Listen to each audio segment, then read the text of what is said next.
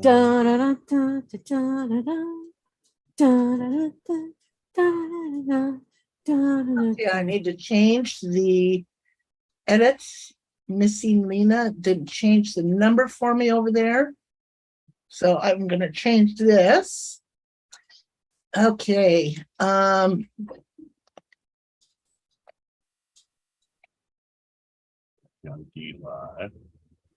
What was the name of this? What did I name it?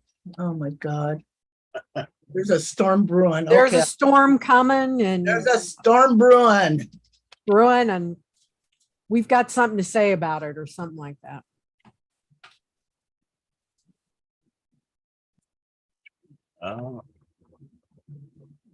All right.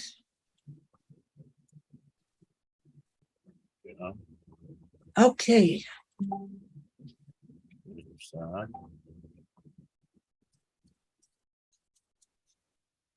Woohoo!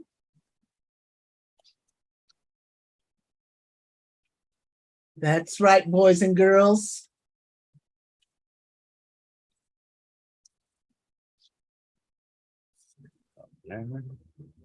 Mm-hmm.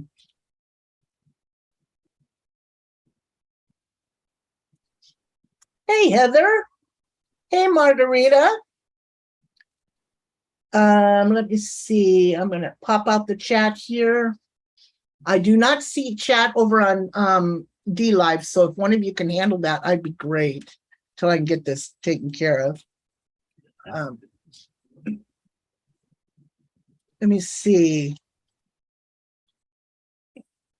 Share out. If I can remember what my DLive password is, maybe we would be able to do that. Woo.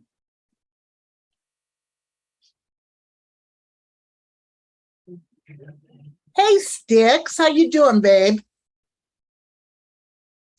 How are you doing? So let me check out. Thank you, Ghost, for sharing that out. Margarita, I don't know what it is you needed to talk to me about, hon, but I didn't have any way of getting a hold of you.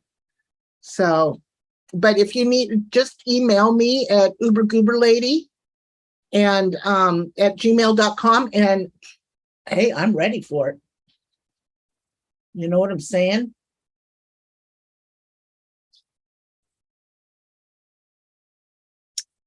Sticks, I hope you're doing good, honey. Thanks for coming in this morning's stream. It was a good stream. Wish I would have felt better. You know? Thanks, Heather. I greatly appreciate that.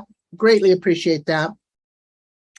So we're going to talk about a storm brewing. Daggone right. There's a big ass storm of brewing. Yep. I'm going to ask you all to hit the like button and to share this out. Please. I greatly appreciate it. Did I share this out already? I think I did. I don't know if you did. Yep. Bad, but I'm still upright. Yeah, I know, right? Let me pop over. Oh, there we go. Live. Thank you, guys. I appreciate it. Thank you, thank you, thank you.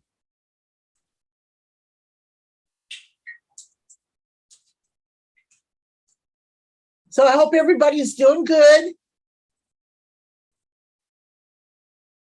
Doing groovy. How about you? Are you feeling better? No, I still feel like shit. Well, you know, it's fuck? I know, I think it's just the residuals from being sick. You know, got my test results back on my blood work. Didn't look good. You know, there were some issues with my liver and that. So I don't know. But other than that, thank you very much for sharing that out. I greatly appreciate it. I do. Just remember, top chat for everybody over there on YouTube, and we are in D Live also. So just so that you know, we are over there also. And yeah. So there's a storm brewing. Yep. First one of the season. I know, right? It's kind of scary. Yeah, That's out where? That's out in the Atlantic, you said? Yeah. Yep. If Ooh, it that's scary. gets it to tropical storm status, the name is going to be Diane. Diane. Ooh, that reminds me of Diana. Princess Diana. Healing vibe mode. Well, there you go, Sticks. That's the way to do it, honey. That is the way to do it. Yep. I have to cut out doing the tequila shots, Uber, and let that liver heal. Oh, Lord. See, I told you. I'm telling you, what, he's been putting some shit up there on Twitter. I about died. He is so daggum funny. Hi, RC. How you doing, honey? I'm glad to see everybody's coming in. Listen, we've been going through some weather changes like you would not believe, and we're coming into the hurricane season now, which is the way the weather's been going with all these floods in Kentucky, Arkansas, Vegas. Now, hello, Lance. How you doing, honey? China. I just pulled up some videos of China getting hit. Seoul, I think it is, where it was. Having a great day. Oh, God, it was. I'm telling you what, it's scary. I'm going to show you. I mean, we've been getting rain in places we don't need it, and the places we need it, we haven't been getting it. So there's still droughts going on. Lake Mead is down to record lows. They found another body there day before yesterday that makes 4 bodies they found. There's more than that from what I understand, Ghost, is there? The report that I saw day before yesterday said 4. Yeah, 4? We need to do a live stream on that, because that is very interesting to me. Well, I mean, that was a mob body dumping ground, basically. They keep finding bodies in drums. Yeah. Oh my God. I was gonna say that was a popular place to dump people back in the 60s, 70s, and 80s. Oh, so close to Vegas, you know? Yeah. So, well, yeah, Sheila. Hello, how are you? Lady Crocher. Hi, Karen. Hi, Justin. Now listen, everybody. We're also over on YouTube. So we're streaming over here on D Live, and then we're also over here on YouTube. Tammy, hello, darling. How are you? But we're going to be talking about all these storms because there's been major flooding going on. And we want to make sure none of these people, I can guarantee you what, hey, Stitch, who was in the drum barrel? We don't know yet. We don't know. An unnamed YouTube troll.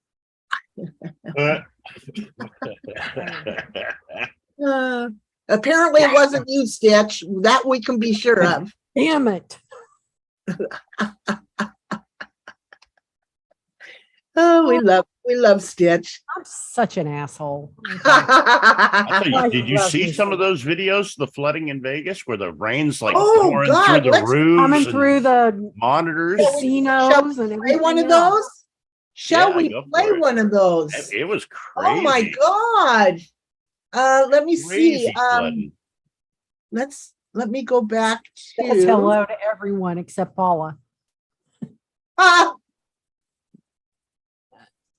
Yeah, there was a video I seen where they had the monitors on the wall, the big like Trinitron monitors, and the water's pouring out of it like a waterfall. I just pulled one up.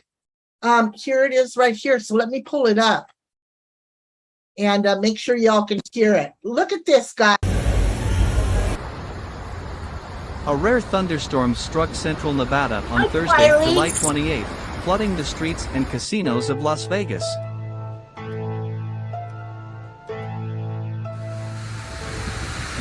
Lightning and small hail were also in the storming mix that hit the popular summer travel destination. Videos shared by users on social media show downtown streets turning into small rivers and water pouring into casinos. Several parking lots and airports were flooded too. Right, Tammy? Coming out of the parking garage.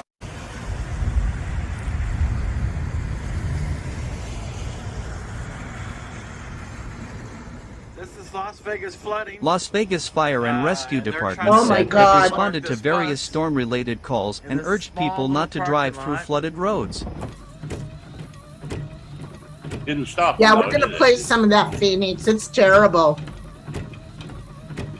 The iconic Caesar's Palace was also affected by floodwater. The footage showed the ceiling was not able to contain the water, which was pouring onto the carpets. And see, that happens a lot because the water level gets above the The local flashing authority on the roof. And once it gets above the level where the flashing is on the roof, it comes right down inside. Right. This, I mean, this is crazy, isn't it? So they had to have at least, 6 or more inches of rain pooling on a flat ceiling for it to go over that flashing like that and then drain down in. Yeah, I was going to say The most way of those that was roofs going. out there are flat roofs, and They're all flat. the No pitch. drainage off of the roof isn't enough to adequate the amount of rain that they were getting. So that the roof line, they have kind of like walls on the top of the roof that come up a little bit farther than the actual flooring on the roof. And So, then that turns into a swimming pool because it can't drain the water away fast enough. And the weight of the water just forces right down through the flashing and everything. And so this is Kentucky right now. Stitch said, she sent me about the U.S. government wanting to see the clouds. She said, I think they're doing it already. I'll have to look at that, Stitch. I haven't had a chance today to look into that. So right now we're in Kentucky.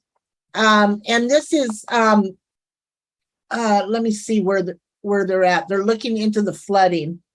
Here we go. These are some of the volunteers and everything.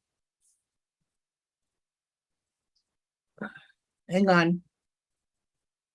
This is obviously a couple days after the flooding, but so far, how many people have been missing? Oh, dozens. I think that, what was it last, 46? And there was still I was going to say, last I knew was like at least 45. Okay. And then still a lot of people still missing. There's almost 100 people still missing. Oh my gosh. Oh my gosh. This just breaks my heart.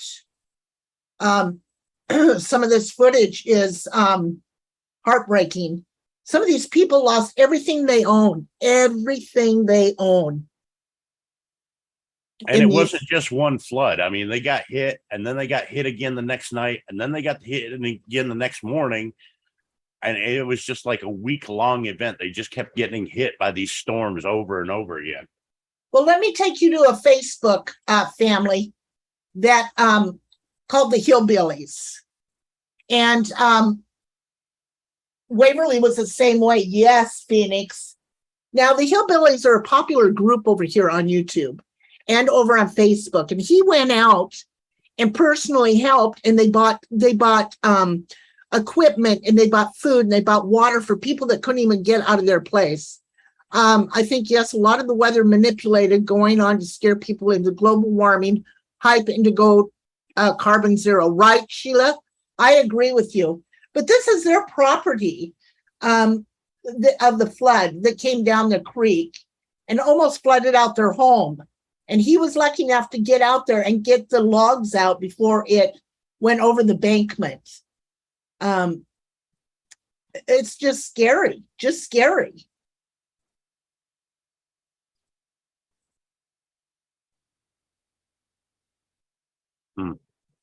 But I want to show you some of the pictures that they showed of the flooding.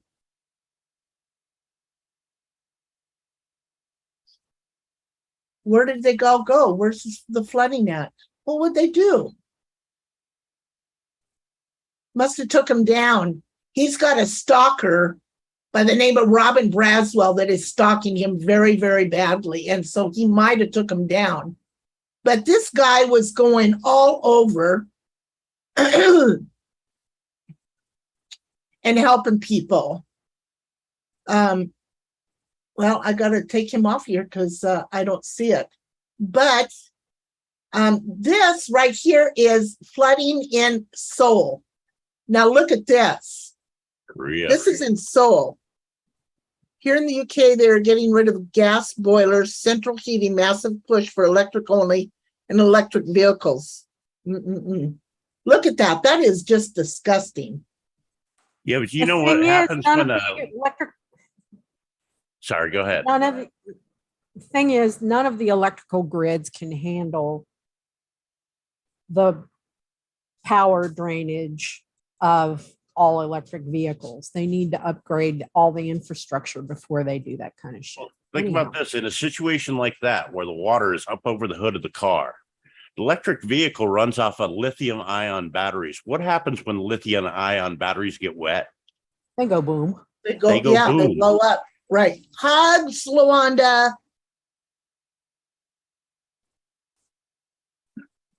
Look at this.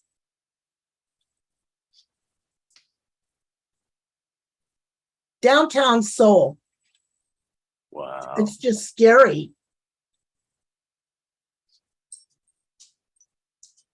Yeah, they had a lot So of this flooding is in Japan, Maryland. too. This is in Maryland. Apparently this was yesterday, but there's Melissa, that flooding was in Maryland. yesterday. Uh-huh. Yep. So what I'm going to do real quick, this is Governor Mike Parsons' major disaster declaration for St. Louis. Is that what that is? Yep. Okay, so this is flooding Sunday evening. This is over through several states. Yes, I agree, Fiery. Good to see you, by the way, honey. What was that last Thursday, we had storms come through here and flooding in the area. We had a tornado come right over top of the house and touch down right on the other side of the river. Now, this is in Riverdale. And we don't usually get tornadoes here in the Ohio Valley this close to the Right. river. That's a rarity. There is so much, and Fire at Phoenix said the weather is extreme this year. Yes, it is. And that's why we're here right now. We're coming in also to hurricane season. Mm-hmm. And this is why we're here today. Listen, people, I'm going to tell you, you can be prepared for stuff like this. You can be prepared. There's no reason why you shouldn't. First thing you need to do is make copies of all your important paperwork, your driver's license, your birth certificates, your insurance cards, your pet documentation, and put them in a watertight, sealed gallon jug if you need to. Okay. Hi, Barry Hot. How are you, babe? Last night in Arizona, we had a huge storm, the second one this year that was this bad. It was a real lightning show. Barry, it's good, so good to see you, sweetheart. I cannot see what's going on over there on D Live, so I greatly am sorry. I'll catch up to the chat over there in a minute. Hippie Soul said it stormed here most of the night. Yeah, and this is my point. There's no reason why you guys cannot be prepared. Put it in a little tote. Put it in a little water-free tote. You guys could get floaties. You could get a little raft, a little rubber raft. You could put everything in a gallon jug, water-free. Hey, Angelo, much love. There's a lot of things that you guys need to be prepared, and you can be prepared for when something like this happens. And remember, we're coming up to hurricane season, and it will happen.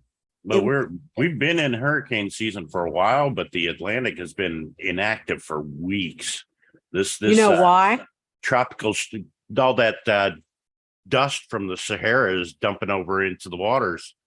Yep, and But, it's calming everything down. Yeah, it's been keeping it pretty calm out there in the Atlantic. But the Pacific has been popping off Mm-hmm. with So, all the hurricanes and cyclones. Show us what's going on, and then we'll get into the preparedness. Show us what's going on. Igloo coolers are made watertight these days and can also float. Yes, thank you, RV. Well, I'll show you here. Let me get out here to the Atlantic. Okay, so we've had all this sands from the desert have been blowing over into the ocean, keeping it pretty calm for the last probably 2 months. It's been eerily calm, but we have this low pressure system developing here, And it's projected to turn into a tropical storm and start heading towards the States. Now, the projections that I seen yesterday have it getting up here around Grand Turk and, taking a right and going back out to sea. So it doesn't look like that. If it does turn into a hurricane, it's not going to make landfall in the U.S. But being the first one this season that has potential to be a hurricane, we're kind of keeping an eye on it because, it's too far out to really predict whether it's going to hit foreshore or not. But all the predictions have it going back out to sea before it makes landfall. But this would be, if it reaches tropical storm status, it'll be Tropical Storm Diane. Now, we do have these ones over there in the Pacific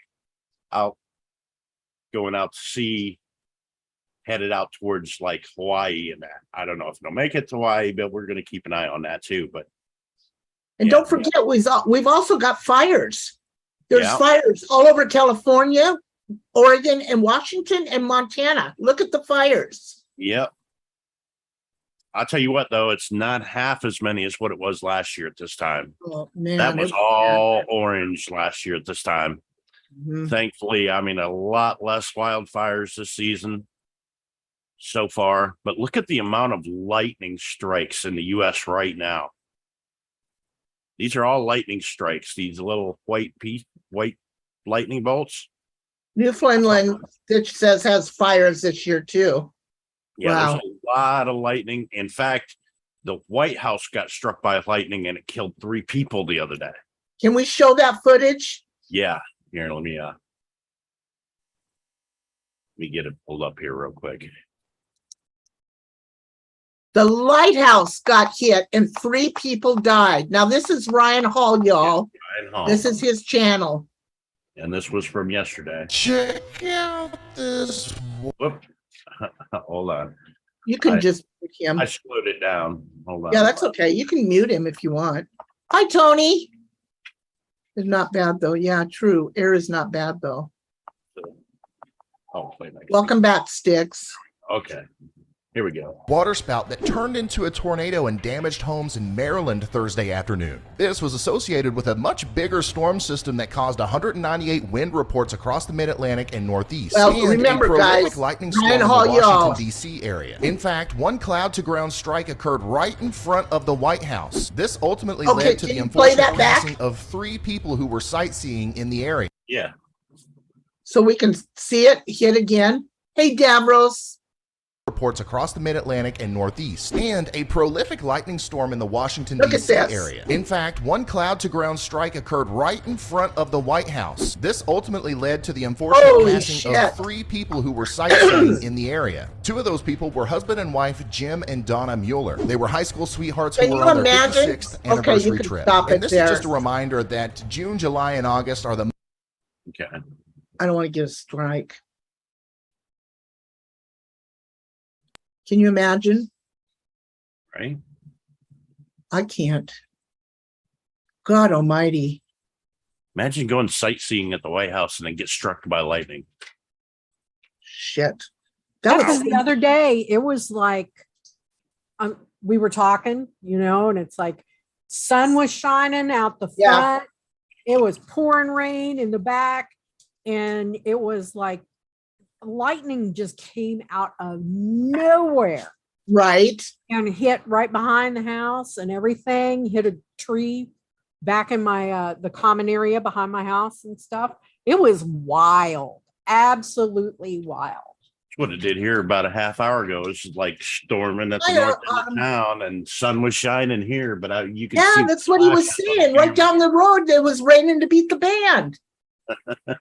Yeah, and Autumn says lightning can be nasty down in DC. Paula's seen, yep, I've seen it too. And Yeah, lightning can Daphne, travel you tell out 'em. lightning can strike 9 miles ahead of a storm. Yeah. So the storm could show 9 miles away and you could still have a lightning strike on your property. Are you Even- serious? Yeah. Lightning. I can didn't know travel that. miles. 9 I miles have- away? Yep. One of my apps on my phone, there's called an alert you can get that's called a lightning proximity alert. Yep. And I set it for 15-mile radius around my house.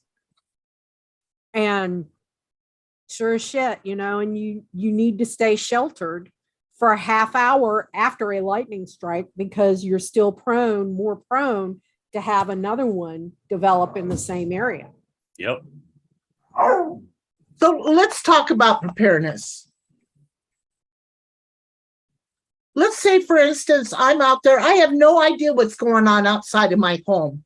Mhm. Shows up, count, every second counted is a minute the storm is away. Oh, no shit. After lightning shows you count, and every second counted is a minute the storm is away. Yep.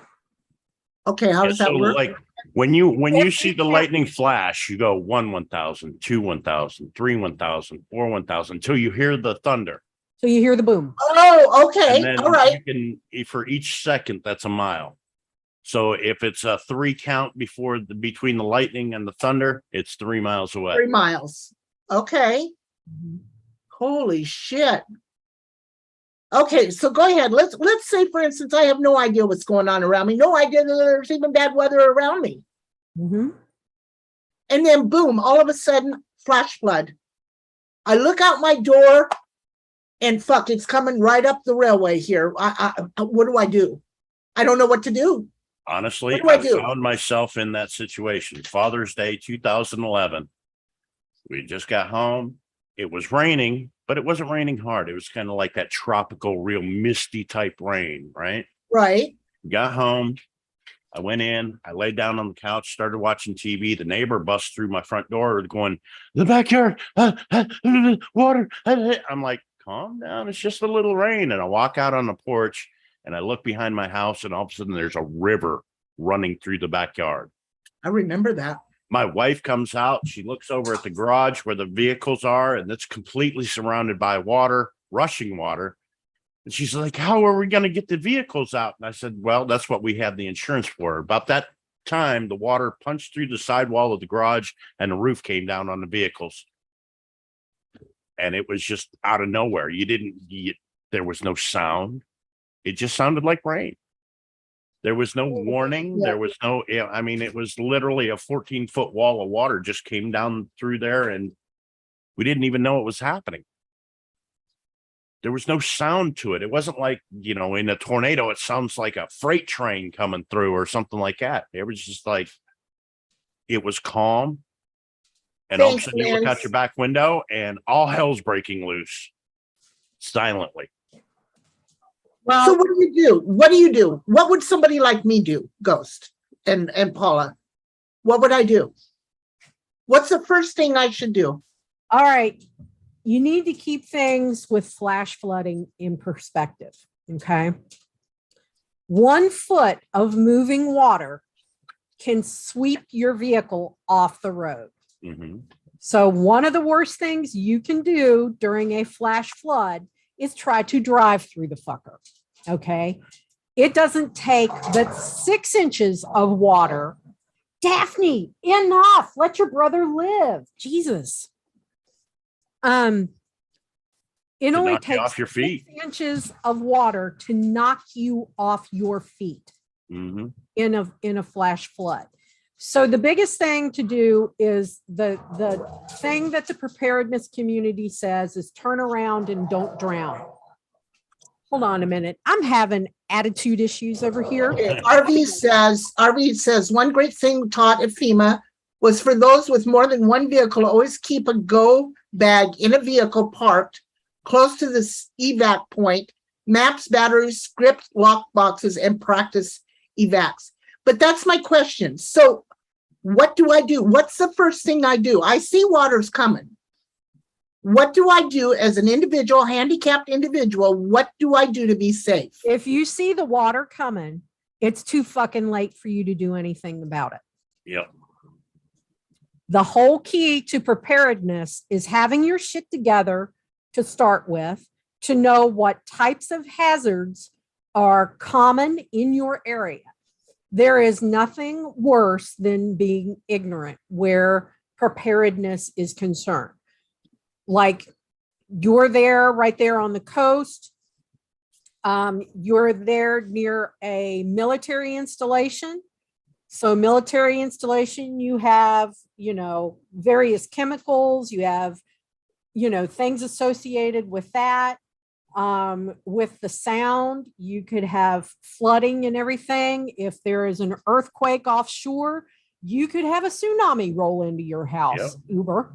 Well, yeah, but I'm saying, let's just say, That's what I'm, Get to high ground. Get to how the do I do highest. that living where I live? That's my Yeah. whole point. What would I do? Dial you- 911? no. 911's not going to help you. Do I blow up a raft that I have in my home? You can get to the highest point in your house. You can try calling out. Flash floods, unfortunately, there's not a whole hell of a lot you can do about it. Get You to the highest specifically point of mentioned land a flash around flood. you. Yeah. Get to the highest point of land around you that's going to be up out of the water line, and then reassess from there. That's about all you really can do in that situation. Really. I mean, you don't want to stay inside the house, because if the house is in the edge of the water, what the water will do is come down around your basement walls, and it will wash the ground away underneath the foundation, and the whole house can collapse right down into the water. So that takes me back to what Paula said to begin with. Don't get in a vehicle because water can sweep your vehicle away. Number two, that also can happen with my home being a Seoul. I live in a modular home. Mhm. So there is no high ground. I live in a trailer park that is completely flat. How would I get out to go to high ground? What should I take with me as far as emergency situations? I would think I would need to take an already have prepared gallon bag with all my paperwork plus my medications, correct? Mhm. But then what do I do? How Well, do I I get mean, out? It I don't really know. You depends on how specifically fast asked it about came a up. flash you know? flood. There's not a fucking thing you can do in a flash flood if you're in the middle of it. There's Right. not a goddamn thing. Once it starts, there's not a fucking thing you can do about it. Nothing. Right, right. Ooh, that's scary, isn't it? Biggest thing is. is you have to be prepared for the aftermath. Okay. And you most likely where you are, you would be fine. The chances of your place flooding are probably pretty low. Okay, It's gonna Okay. it's gonna flood first around the creeks and waterways. So if you're close to a creek, get Mhm. away from it. Well, I'm 5 minutes away from the water outlet, Well, I mean, 5 minutes away is not, what's that, about 5 minutes by car, right? Yeah. Okay, so 5 minutes by car is different than 5 minutes by walking distance. 5 minutes by walking distance would put it within like 2,000 feet of you. right. That's pretty close for flooding. Yeah. 5 minutes I'm by just using car. me as for instance, what does the first thing a person does? I was just using myself as an instance, The first thing you're going to do is honestly, you're going to see this flooding situation. You're going to see this river running through your area, and you're going to be just in awe. It's going to put you into like a shock, and you're just going to sit there and stare at it for a minute and try to realize what the hell is going on at that moment. Well, look at those people down in Kentucky that were in mobile homes. But then after a moment of, regaining your senses and realizing what's happening around you, you're going to kick into that mode, that survival mode. Okay. Okay, so And Paula, that's when you're going to be like, I need to get my bag and get the hell out of here. right. If it's not already too late. Right. So Paula, let's talk about preparedness. What can we do? Let's say, for instance, we get out. What should we have with us? What kind of preparedness should we have with us? Well, the first thing that I was trying to get across is you've got to be aware of what the potentials are in your area. Like you probably would never need to prepare for a fucking hurricane. The No. chances of a hurricane hitting the Pacific Northwest is very low. Earthquake, so do you need yes. to worry about a hurricane preparedness? Probably not.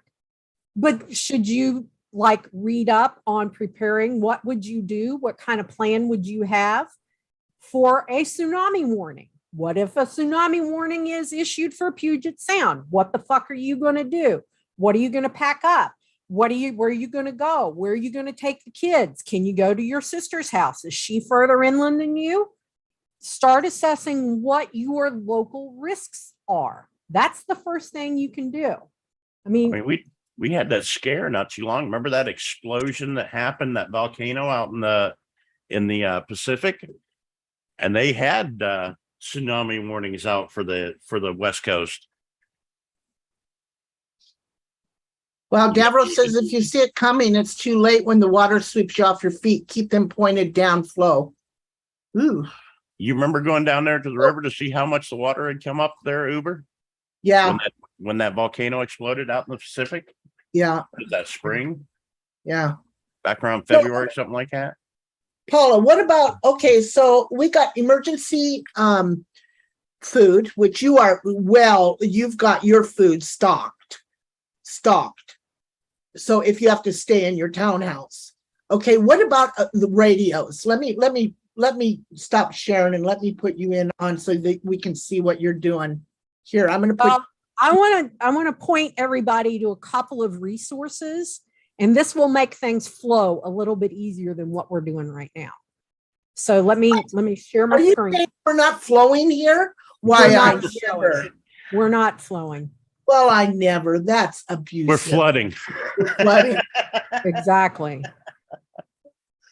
Already be. All right, wait a minute. We're getting the point out there. That's the main thing.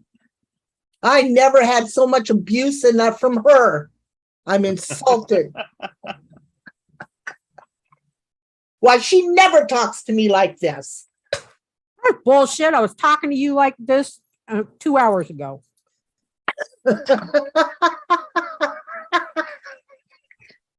Okay, I lied. She abuses me this way all the time. Oh, Tammy said she wants to have a camper backup, plan B. Okay, can you see this now? Yes. All right. Let me make it full screen. This is one of the best resources for anyone living in the United States. Okay, this is a website called ready.gov.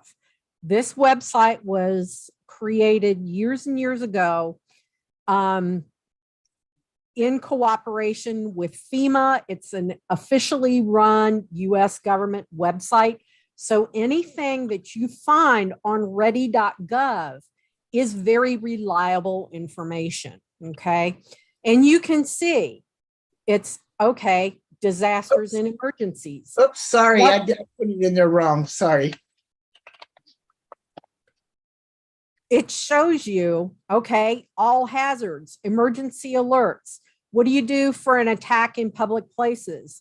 And this would include an active shooter scenario, somebody going around and attacking people. It can be any number of things.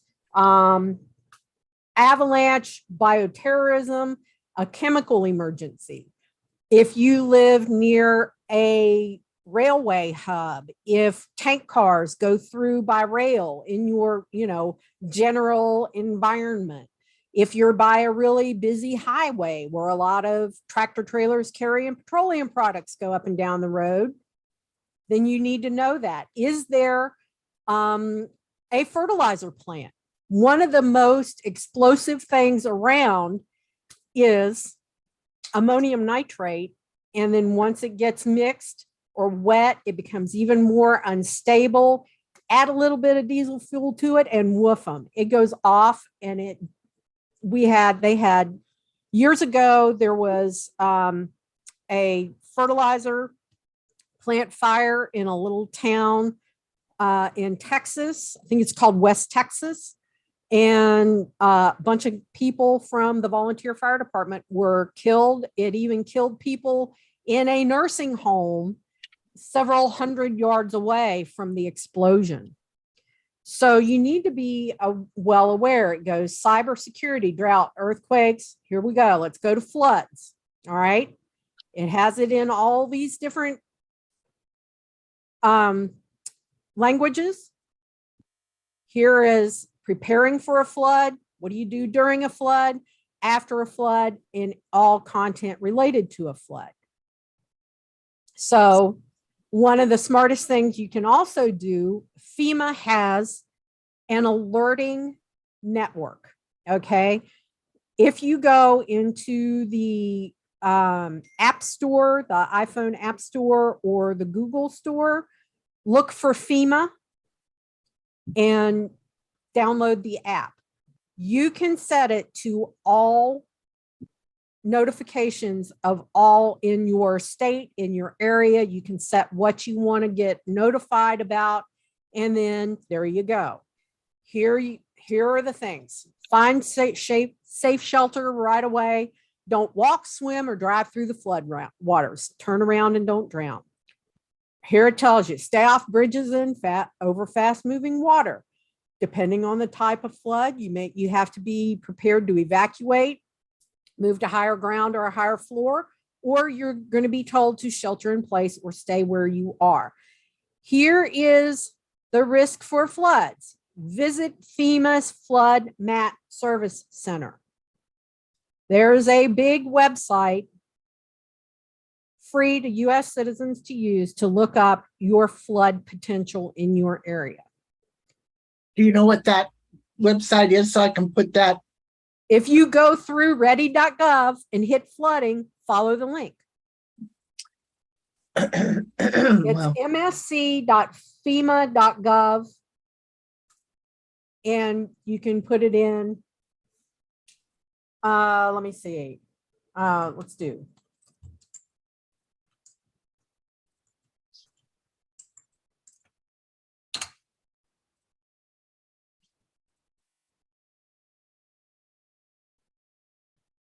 so this is the FEMA flood map.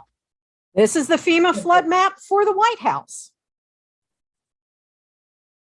So let's see. White House is right around here.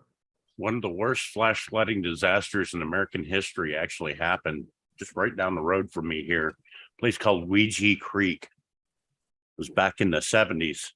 It killed, what was it, 27 people? Oh my God. It was a 20-some foot wall of water Hey, Freeside. come down Ouija Creek and just washed everything out.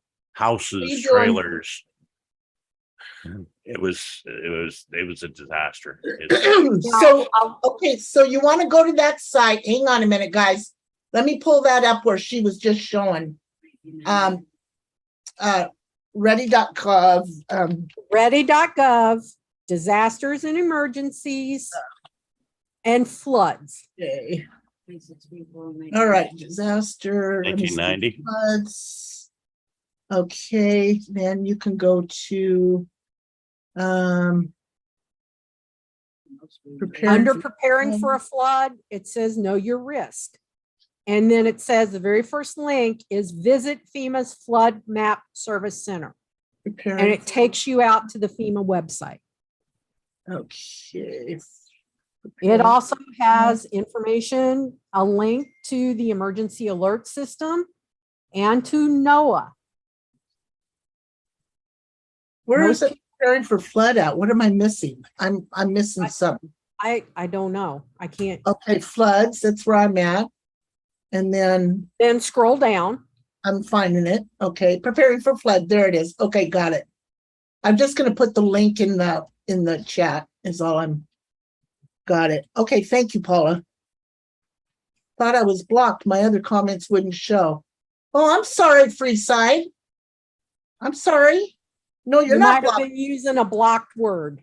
Yeah, you might have been. Here's where you can look up to your area to see if you are what your flood potential is for your area. That is If a you're great in the idea, United Paula. States. This is United States only. That is a great idea, Paula. That is a perfect. Okay. Most people also, if you are a homeowner, you are not automatically covered by flood insurance. This If is water true. comes under the door or a backup or something like that, you are not covered. So if you're in one of the floodplains, there is a relatively cheap flood insurance you can get through the United States government called the National Flood Insurance Program, the NFIP.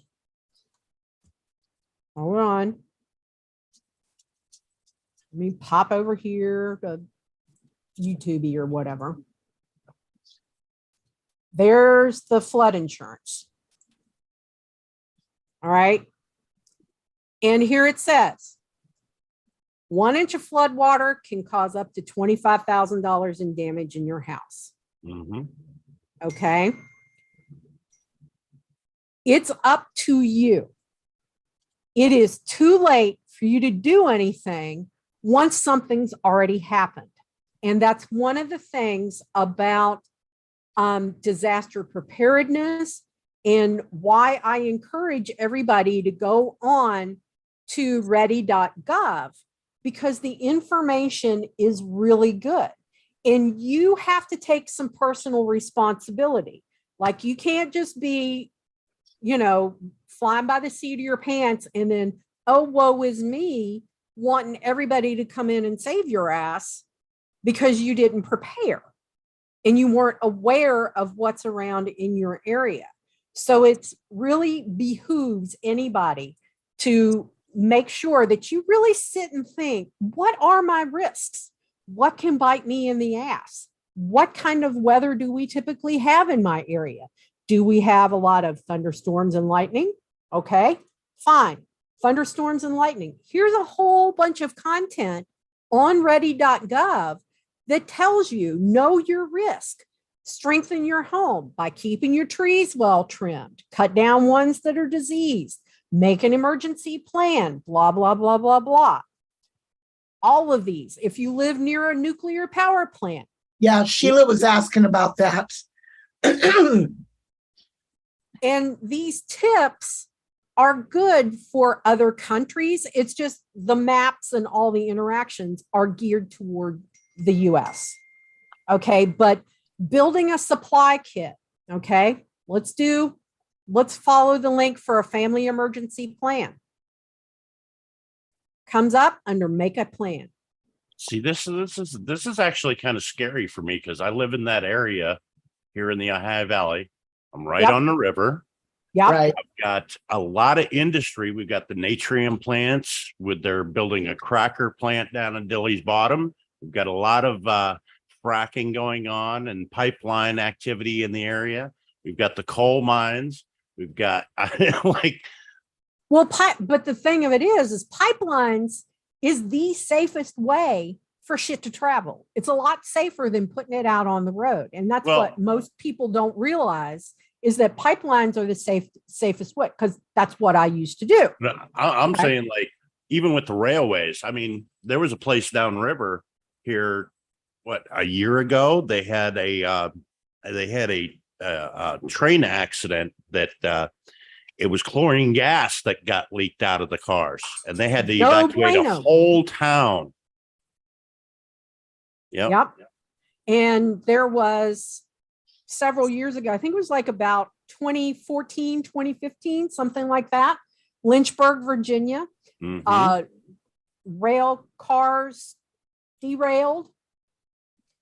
The cargo was Bakken crude oil, which is the oil that you get from fracking.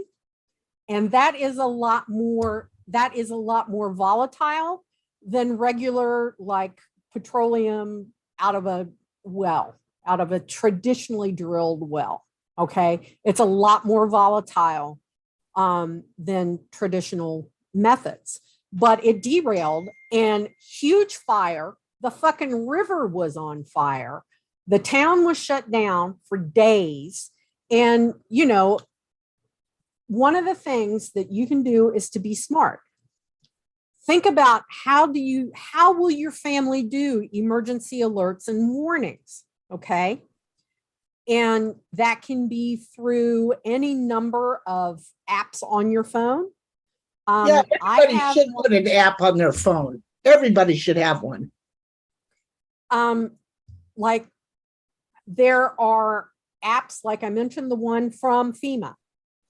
There is one that is specific to like the Metro Washington, D.C. area that all the governments use. It's called Everbridge.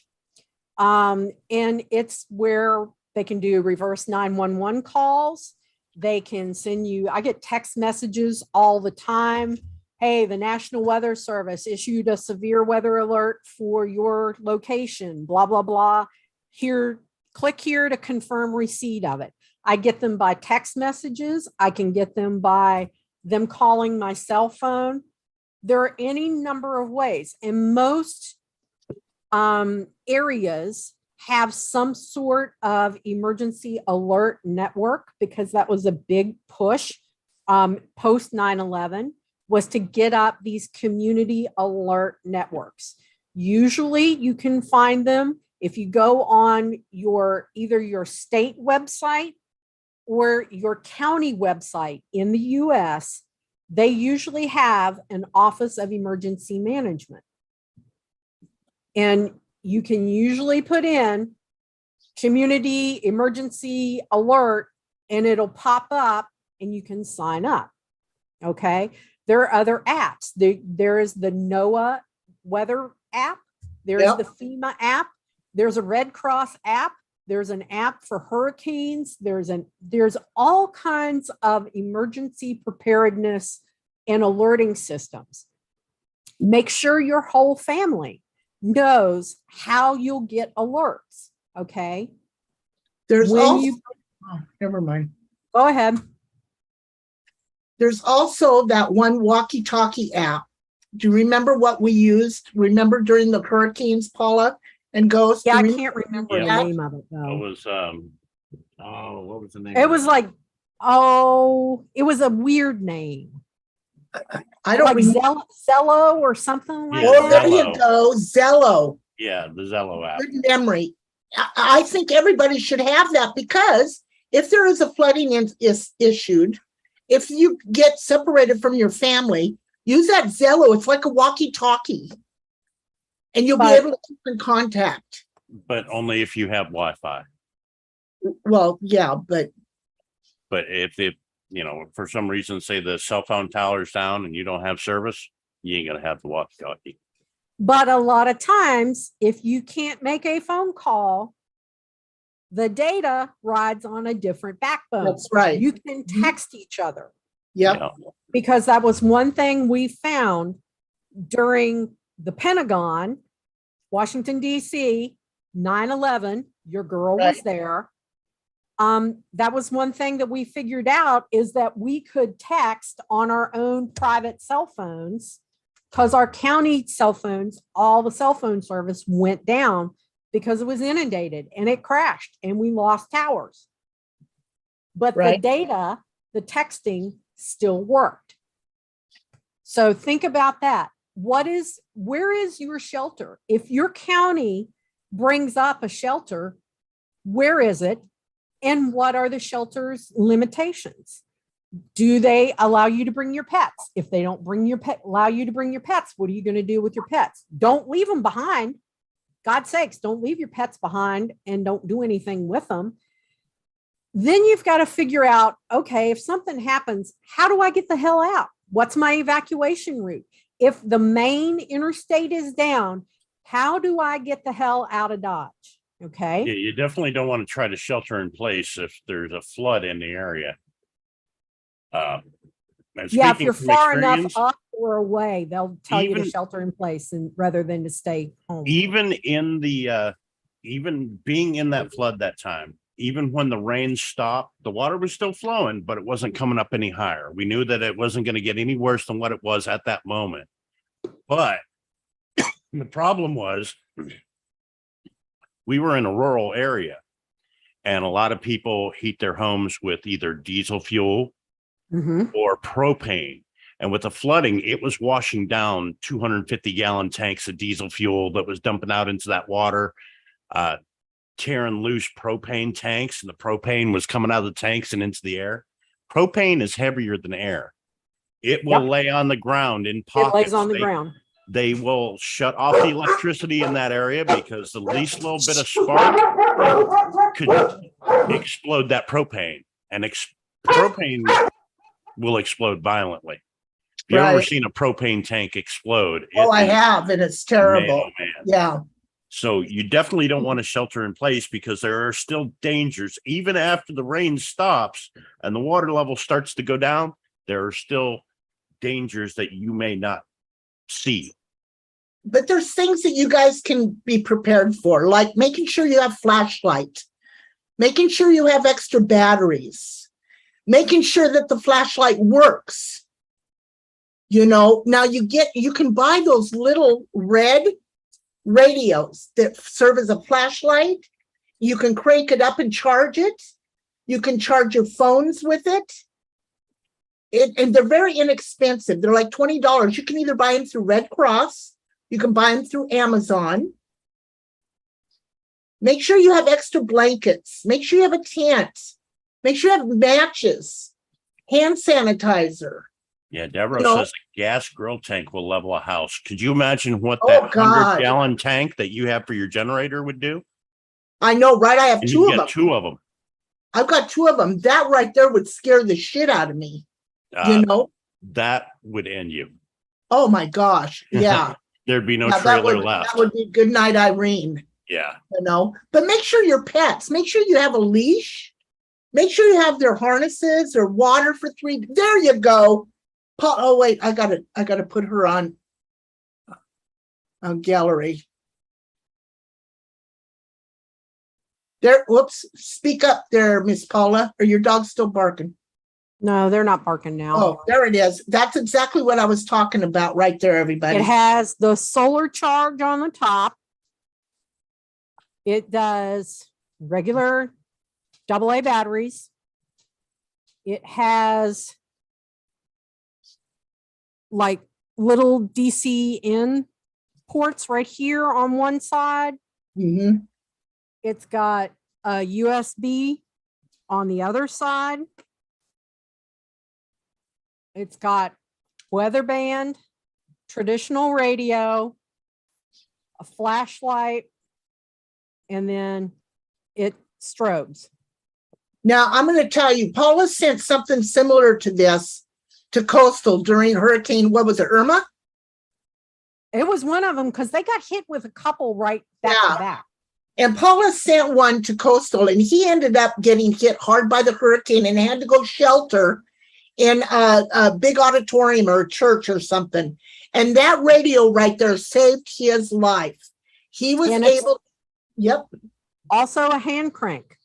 Yep. If it's not sunny out and you need, it'll hand crank and you can recharge your devices and everything. How many of those did we give away last season? Didn't we gave do a away giveaway? like 3? 3? Didn't we do 2 or 3? Yeah, and you know what? We might want to do that this year too. Give away. Yeah, we might do that again. September is preparedness month. Okay, so let's do that.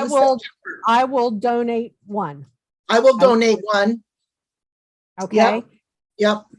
And I got this off from the American Red Cross. I did it directly through them years ago.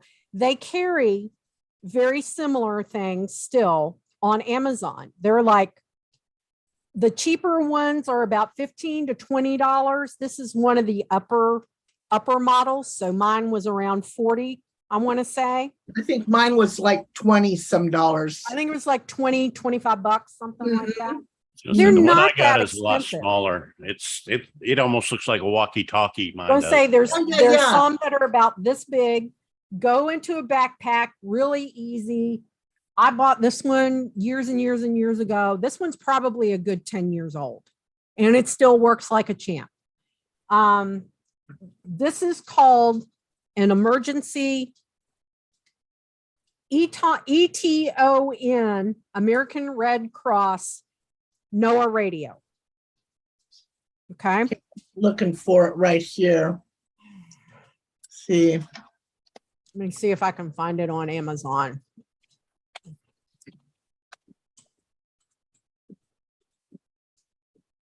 But that's some of the best stuff you can do.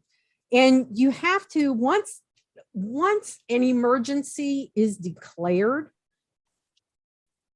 you need to be able to stand on your own 2 feet, your family, for the first 72 hours. Do not depend on the fire department, the police department, the sheriff's office, the Coast Guard, anybody, because they are going to be so inundated with major incidents and like trying to bring the hospitals back up.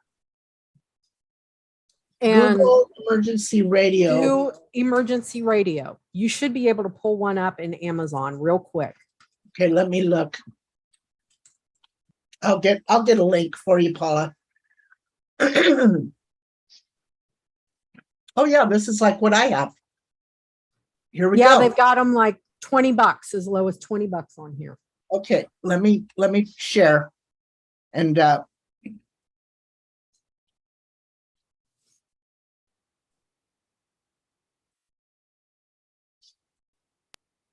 all right, so here we go.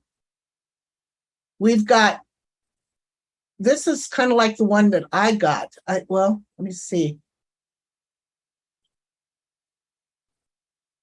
Here's one like I've got. Here's exactly the one I've got.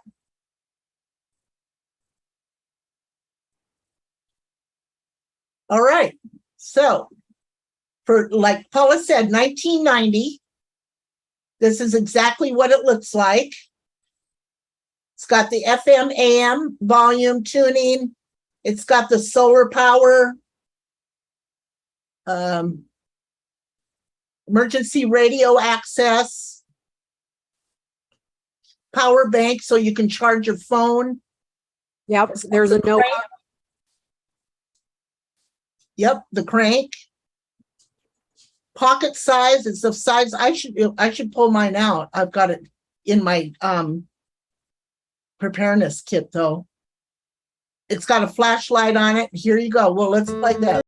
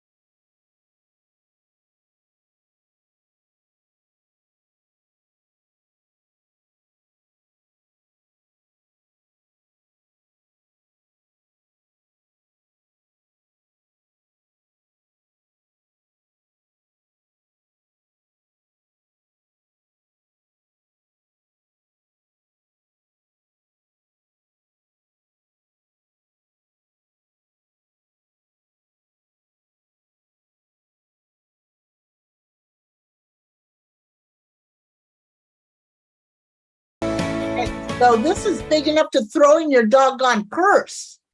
You know what I'm saying? Mhm. Throw it in your purse. So anyway, let me put the link, copy the link. Let me put it in the chat. Let me stop sharing.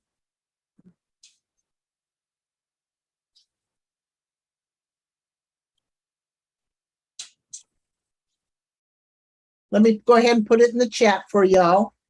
Now, I never would have known anything about this unless Paula and Ghost told me about it a few years back. Here you And go. There's the link, everybody.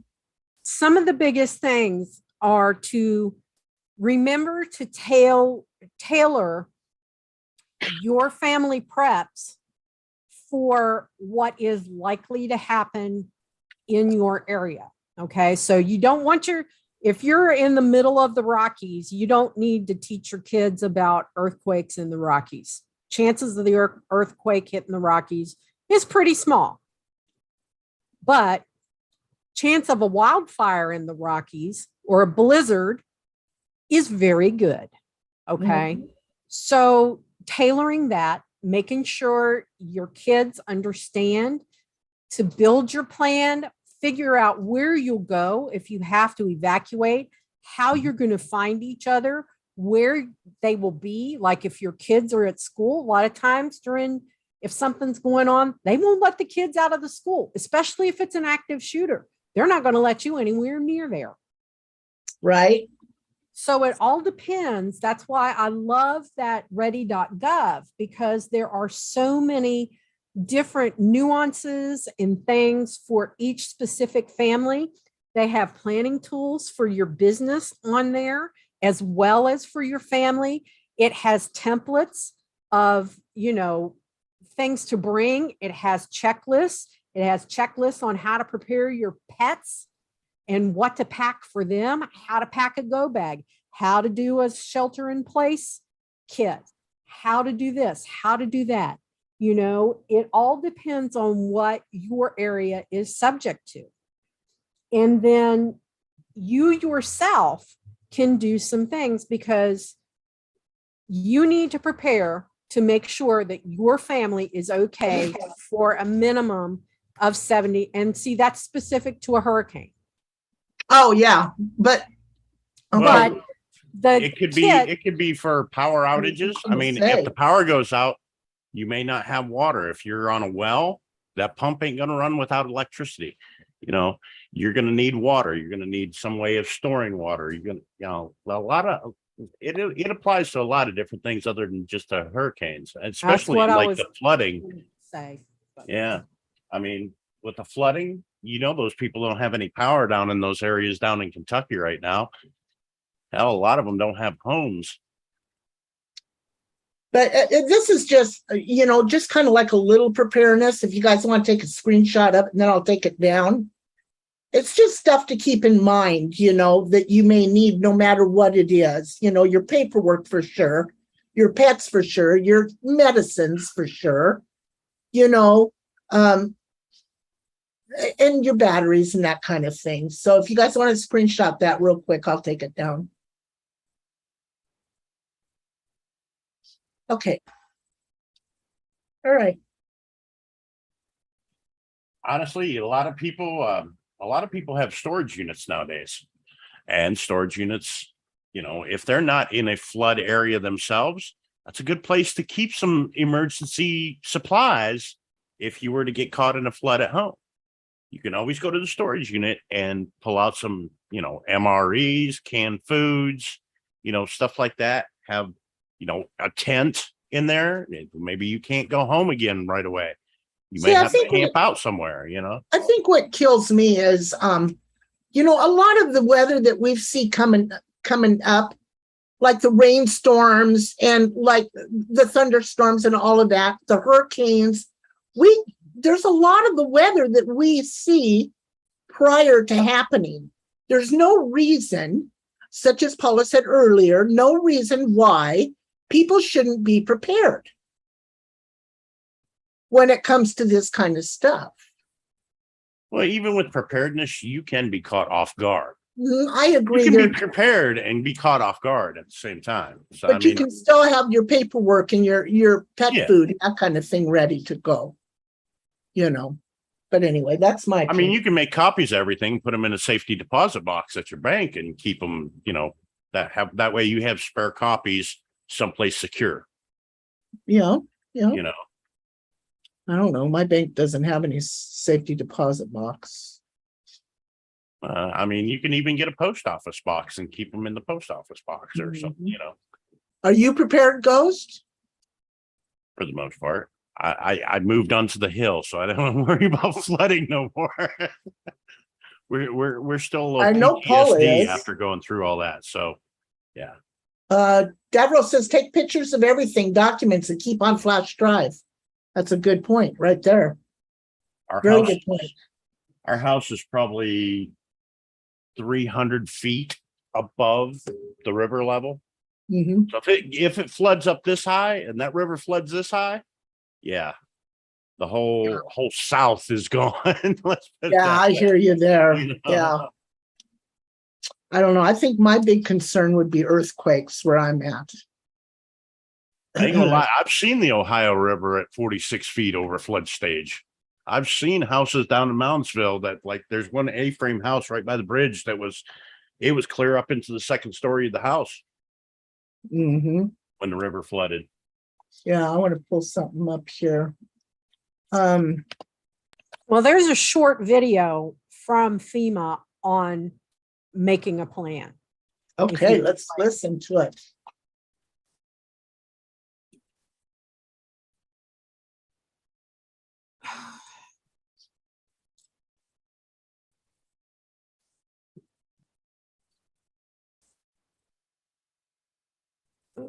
Full screen.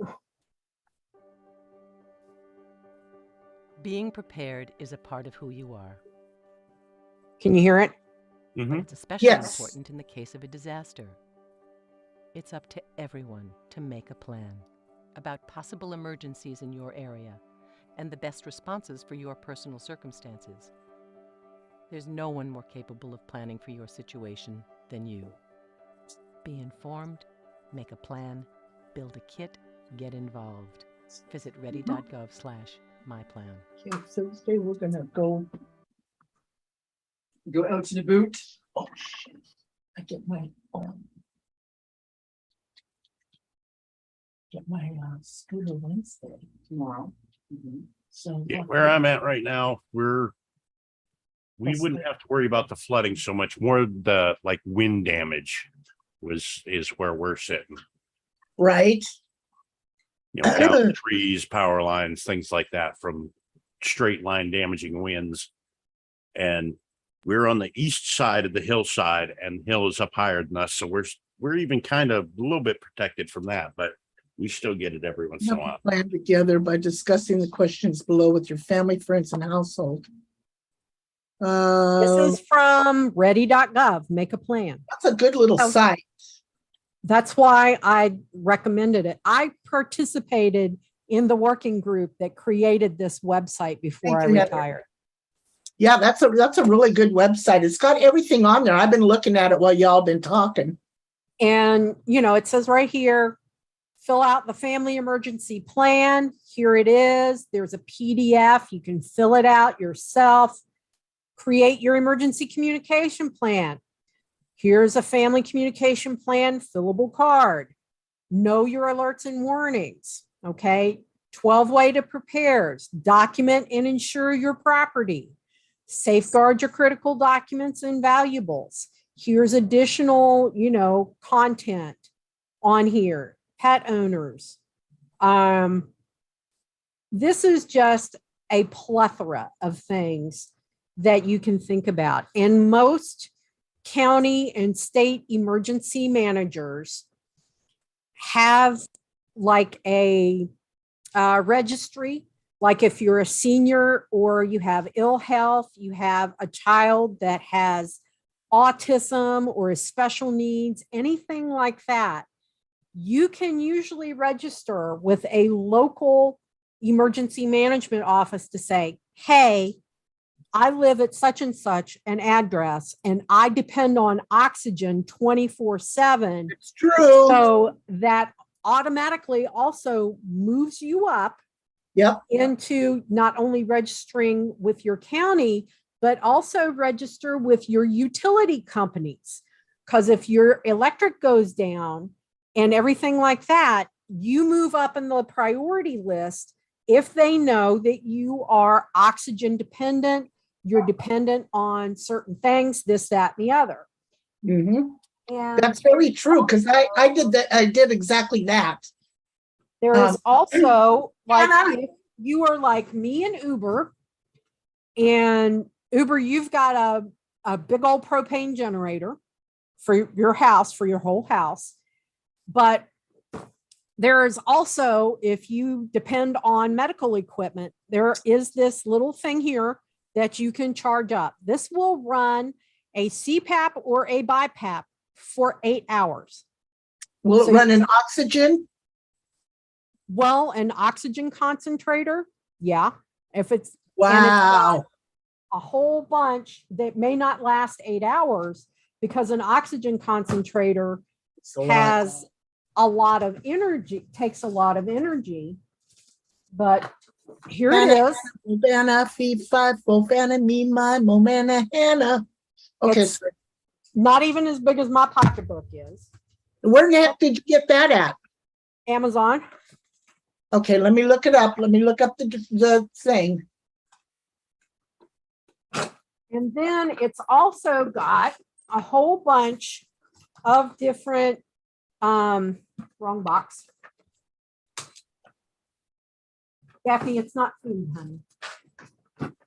What's it called again? This is, the model is Max Oak Multifunctional Power Bank. And it's not just for medical equipment, but there's all kinds of adapters. Like if you have something that has a transformer on it, like your laptop or whatever, Right. one of these adapters will work.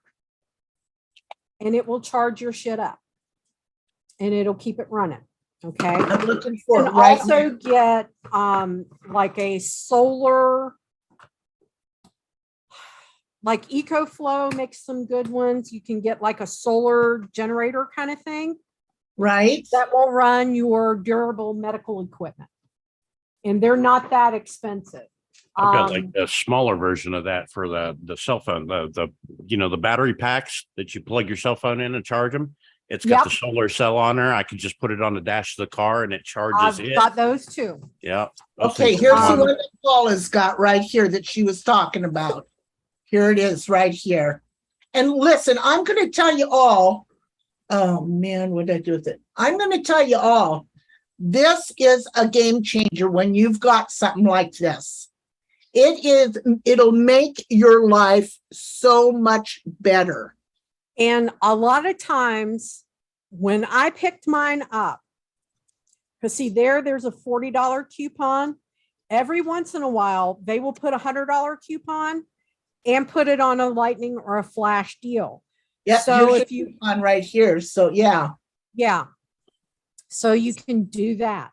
You can get, like a lot of people have a hard time, sleeping without a fan running, right? Especially this time of year.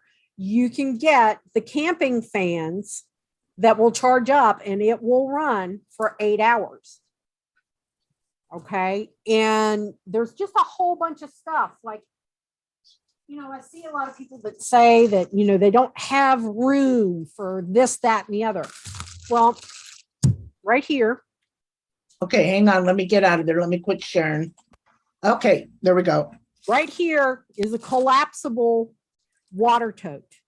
And Paula got me some of those. I was going to say, I sent Uber some of these. Daphne hears it, but it's got handles on it. It collapses down into nothing. I've got about 12 of these in a 5-gallon bucket down in my basement, ready to go.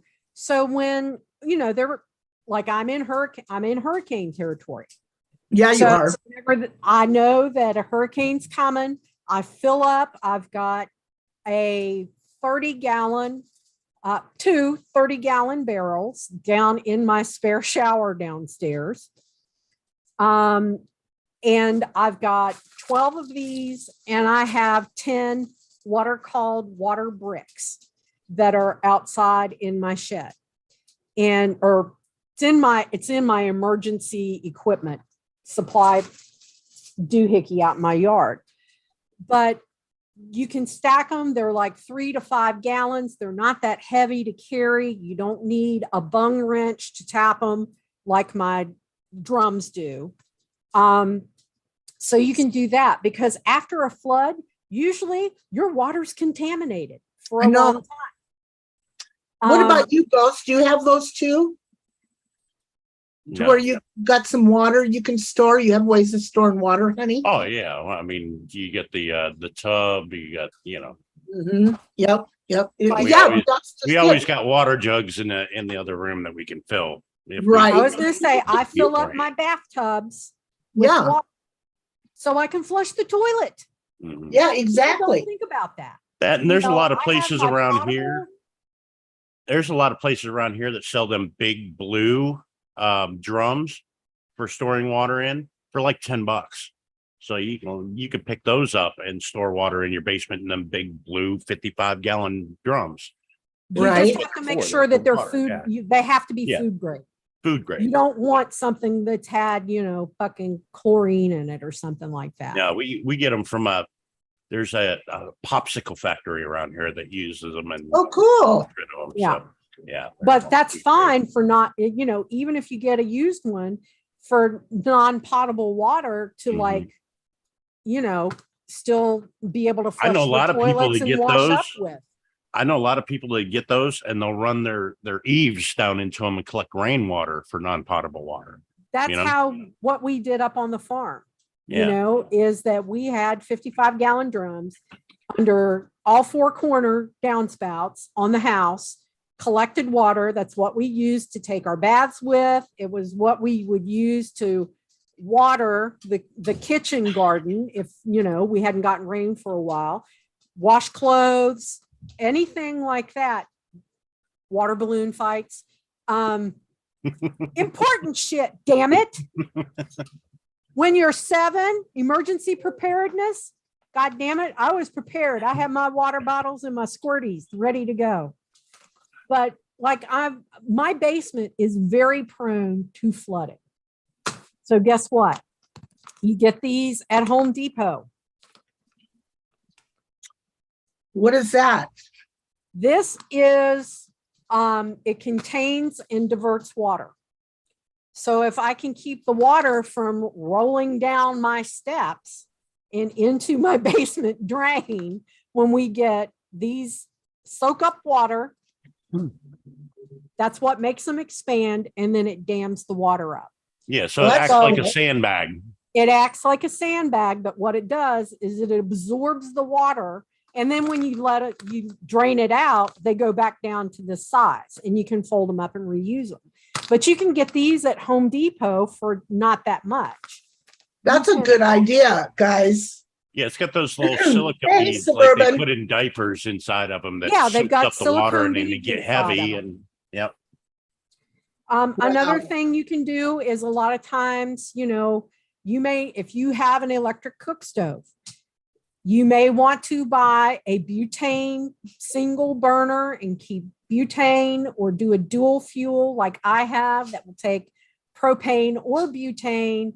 And I have my grill and I have a propane camping stove, but they have these things that are called heater meals. Mhm. And What? they don't require anything. These are like a civilian version of an MRE. Yeah, they're They self-heating. heat up. They're self-heating. They're not that expensive. You can get these on Amazon and they're tasty. They are not bad at all. What's the name of them? Hang on a minute. I gotta write that down.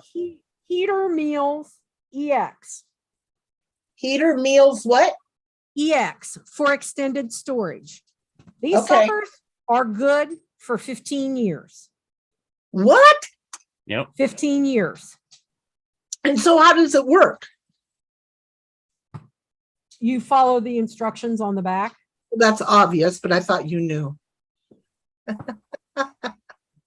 Right there. You usually add in some water, put in, you've got the little self-heating. Oh, yeah. Pouch And and, it heats it okay, up. gotcha. And they usually give you a Both pouch heater of bag. water in the meal. I was going to It's say, actually- most of the time they give you the pouch of water it takes to No activate. kidding. I'm gonna look into that. Then at Walmart, they have foods that are made by Mountain House. If you can boil water, you can rehydrate them. Okay, hold on a minute. I've got one in the kitchen. I'll be right back. I'm writing this shit down because I'm gonna look this up. Hello, everybody out there in D-Live land and also in YouTube land. We are talking about things that you can do to be prepared, things that you can get in case of like a flood, hurricane, tornado, anything. Things that you can kind of stock up with. Stitch says Uber, there are car tents now, wraps the car up. You believe that? There are car tents now. Wrap the car up. I think she's trolling me. Water causes a thermal reaction. It's basically creating rust quickly. Oh. They have actually cars with car tents now? Oh, yeah, Yes. you can get tents for your cars. They've had those for years. You can We get had a tent tent that attaches to your popped right car. onto the back of we had an Explorer Sport Track that had the open bed on it. And we had a tent that went right on the back of it at one She point. said it wraps the car up. Yeah. Wow. I've been living in the But dark. you can also, if you can't afford to do a whole bunch of stuff, to buy it prepared, Right. you can do stuff like this. These are lentils. I have on there that I bagged these up in August of 2020. Dried legumes do not ever go bad if they're vacuum packed. Really? This has an infinite shelf life on it. Most Wow. people don't realize that canned foods, even if it says best buy, they still don't go bad. The only time you have to worry about them is if the can gets dented or it's bulging. Then that's a sign of botulism or something like that. But canned goods and canned meat typically do not go bad. It says best buy, not used by. You just have a degradation of flavor. But what you want to think about, because you have to be completely, independent for at least 72 hours. We've talked about water. We're talking about food. I found Oh, here we go. at Those are the good Walmart. ones. Yeah. Okay, this is 48 hours for 4 people. This was $20 at Walmart. That's Not cheap. bad. And it's breakfast, lunch, and dinner. And they have the larger versions over at Sam's Club. They have the bigger versions. They have them. There's another company called Wise. The company Mountain House has now started putting together kits like this. And the Mountain House is the best quality, best tasting ones that I have tried. I went to the Mountain House website and called, and they will send you out samples. They will send you, so will Wise. Wise will send you a sample of like their chicken Alfredo noodles or some kind of whatever the hell's. But, as long as you can heat up water and cook, that's why I said get a little butane burner if you don't have natural gas for and even sometimes depending on the emergency Or during a charcoal flood, stove. they'll cut gas service off in certain emergencies. Sheila wants to know, Lily, thank you so much for the diamond. She says, great advice, guys. And Sheila wants to know if that is dehydrated food in those packs. Freeze dried, not Freeze-dried dehydrated. Okay. Some of them are dehydrated. A lot of what I buy, like Mountain House and Wise, those are freeze dried. Freeze dried food, the lentils, these are just regular, and where's my other? If you put flour in a lunch bag and then you can vacuum seal it, because you don't want to put just regular flour into a bag and try and seal it up, because it's going to suck up into the vacuum and foul your food saver up. So you put it in a little paper bag, that you would pack your kids' lunch in, and then vacuum seal it. Flour will never go bad. Never. If you vacuum seal it like this. Wow. It has an unlimited shelf life. And there are always things, and Uber's going to love this. I probably will. Well, everybody runs out and steals all the toilet paper the first thing when something happens. They have these things called bidets Oh my God, I love it. that you put onto your toilet. It cleans your number 2 and your number 1. That's right. Leaves you It with has that a nice girly setting and a boy setting. That's right, they do. And if you can't I have these on this one's going to my son's house. That's why it was out. But I have these on all 3 toilets in my house. I'm telling you, And that's the best gift I ever got. Was my I bidet. gave your Hungarian ass. I made sure your Hungarian ass is clean at all times. And it is. As we know, God's sakes, you're full of shit and you go through a serious amount Oh, of toilet God. paper. It wasn't the shit. It was the water pills. I was peeing my life away. Now I just go in there and spray it. Whoop, it's done.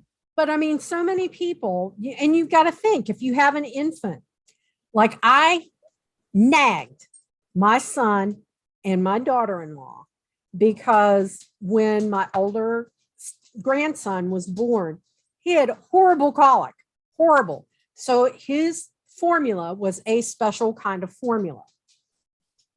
Well, that damn stuff's almost $40 a bottle. And during the infant formula shortage, they could not find any. Guess who had 5 jugs of it here at the house? Oh my And I'm God. like, here, I've been putting it to the side here. Oh my God. I also had an entire case of baby butt wipes and I had diapers for both the boys, just in case something happened. And when Jamie couldn't find the formula to send the boys, to daycare with formula, it was like, here you go. There is a reason why your mother-in-law is so fucking crazy and prepares for everything. Because one of the things was, if anything happened, the rallying point is my house. And Jamie and the boys are supposed to rally here. Then Travis would come when he could get here. And, because I also have, numerous weapons and means to defend the homestead. That's another thing, if you have weapons, where are you? Are you subject to looting and all kinds of stuff? What the fuck are you giggling at? Lily, I'm reading her chat. She's talking about the bidet. She says, I used it one night while I was drunk and sprayed myself in the face. She said it was rough. I was gun shy for a while. Well, you know what? I broke Rocky a drinking out of the toilet. I caught him in there and I whacked him right in the face with that bidet. He is not drunk out of the. Rocky's my big white deaf dog. So he does not drink out of the toilet anymore. Oh my God. And I have accidentally hit the damn button on the bidet and got myself in the face when I was cleaning the toilet, when I was cleaning around the bottom and everything. Oh my God, that is so funny. So, but yeah. So there's a whole lot you can do. And that was one thing that was so, and Ghost, you can attest to it, is when the shit's on, your first responders are spread so thin. Oh, yeah. And we never felt like we were doing enough of a good job. We knew we couldn't save everybody. We knew we couldn't get to everybody. And it really tears first responders up to know that there are people sitting on a roof and there's no way for us to get them down because floodwaters are that far fucking up. And that's why, like during hurricanes and stuff, that, if you're given an evacuation order, what we would do is say, okay, write your name, social security number, date of birth, and your next of kin in a Sharpie on your arm, your leg, or your torso, so that your body can be identified and we can notify your next of kin if you don't evacuate. Yep. yeah, So exactly. preparedness is all about your personal responsibility, you taking responsibility for your kids, for your pets, for your check-in on your neighbors. If you have somebody who's a shut-in, like Uber, for fuck's sake, check on them every once in a while. It doesn't hurt a damn thing to knock on the door and say, hey, just checking in to make sure you were okay. Yeah, that's the I'm heading to best the thing to grocery do. store. Do you need anything while I'm out? Yeah. I I'll do tell you that what, all the time for my neighbors who are homebound. that day that flood happened, and I walked around the building, I seen the flood, I was in awe for a moment. And then the kids came down there. Oh, we got to help with the dogs. I said, no, you get your ass up there on the porch and stay there. I said, I don't need you getting washed away. I got work to do. Stay there. I yelled at them. They cried. I yelled at them. So, like, get your ass up there on the couch, up there on the porch right now. And don't you, get your family safe first. Right. And then if you're going to go out and help the neighbors or help the community, make sure your family's safe first. And then go out. We went out. We saved a horse. We saved the neighbor's dog from washing away. He was tied to his dog box, completely surrounded. Oh God, that makes me We sad. got some of the neighbors out. We got we was able to loosen some of the debris from underneath one of the bridges to one of the neighbors' property to where they could get out because they was in the bridge was going to wash it. All that stuff was impacting against the bridge. And the water was just building up and it was actually shooting over top of the bridge. So when we was able to, throw some hook lines down there and drag some of the debris out of the way and get the water flowing back underneath the bridge again, the bridge didn't get taken out. We saved the bridge. That way those people could get out. So, okay. So the weather right now, where are we standing at? I know, all these places just got some flooding, but are we supposed to be getting any more severe weather here lately? I mean, there's all kinds of storms right now. And I got NOAA alerts earlier today. Yeah. Did ya? Yeah. And I mean, for your phone, hold on just a second. Which ones do I have on here? I have the FEMA app. I have the Red Cross app. Let's see, let me flip over here. I need to rearrange everything on my phone and put all of my preparedness ones. There's the Red Cross Tornado app. There's the NOAA Weather Radio app. There's one called Storm Radar. There's My Radar, which is the one that Ghost uses a lot on the desktop. Isn't that the one you're using? My Radar. And in there, like in My Radar, you can set up lightning proximity alerts. You go through and you select the alerts that you think would, be appropriate for your area. Right.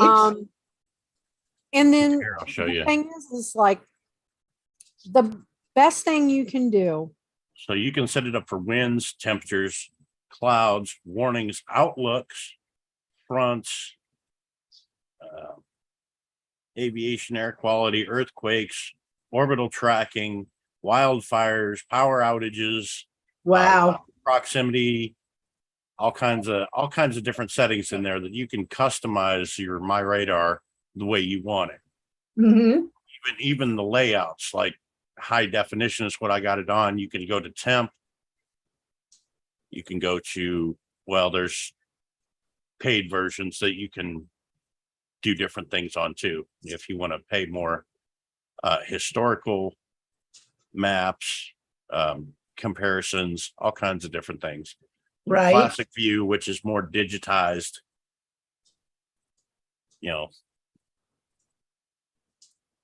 I prefer the high definition stuff myself. But I mean, you can see this is current right now. You can see all the a lot of little storms in areas, but some of them, like here's Camden, intense storm. There's a split there. It looks like there could be some hook. There could be some rotation in that storm. They could have a tornado today. Yeah. See, that's scary. That's just one little tiny storm out of thousands of them going on right now. Yep. I mean, all the way from Connecticut down to Texas and New Mexico and even into Arizona, Las Vegas, Carson City, Nevada, and even up towards you. There's some storms over in Oregon right now, and they are still under a heat advisory. Mm. So, I mean, there's a lot of activity in the atmosphere right now. I know I'm going to get yelled at here in a second because I said atmosphere, not atmosphere. Ah, you're fine. But, you know, I wasn't worried about you, Ever. I was talking about Lady Swan over here. She's like, Oh. "Yeah." But yeah, a lot of inactivity right now, a lot of instability in the atmosphere and things like that. So just you never know when that storm's going to pop up because these little storms are just flowering. They're just like there'll be nothing there 1 minute and then it'll just blossom over top of you. yeah.